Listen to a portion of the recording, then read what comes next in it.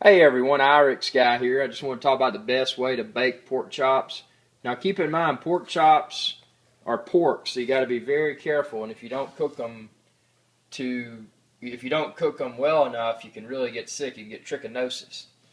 But the best way to that I've found to do pork chops, and as you can see here, I've got a very small amount of water in this dish, and then the pork chops I'd marinated in the fridge overnight. I put an Asian soy sauce type. Well, it's actually soy and some other stuff. It's an Asian type marinade. You can marinate them with whatever, but I just wanted something that tasted kind of Asian. So I put that on there last night, put them in the fridge, covered them tightly, and now I'm about to put them in the oven. But before I put them in the oven, you can see I've added water, and there's a thin, just a very shallow layer of water on the bottom of the baking dish.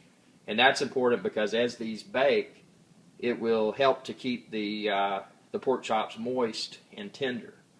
And when you get ready to bake them, what you're going to want to do is get this get this baking dish and cover it up with a piece of aluminum foil. And that begs the question: well, what temperature and how long should I cook them? That's all dependent upon the thickness of the pork chop. And then also keep in mind, these were frozen previously, and that's why I put them in the fridge yesterday with marinade on them so they could thaw and marinate. If you're cooking frozen pork chops, and actually that's something I wouldn't recommend. I would recommend thawing them out in the fridge the day before and cooking them when they're thawed out like these are. So thawed out pork chops about this thick. These are big pork chops, by the way. I'm looking at 350 degrees. I'm going to bake them in the oven at 350 degrees for around 50 minutes. Now that time may vary depending upon the thickness. If you've got thin pork chops, you may do 350 for 30 to 45 minutes.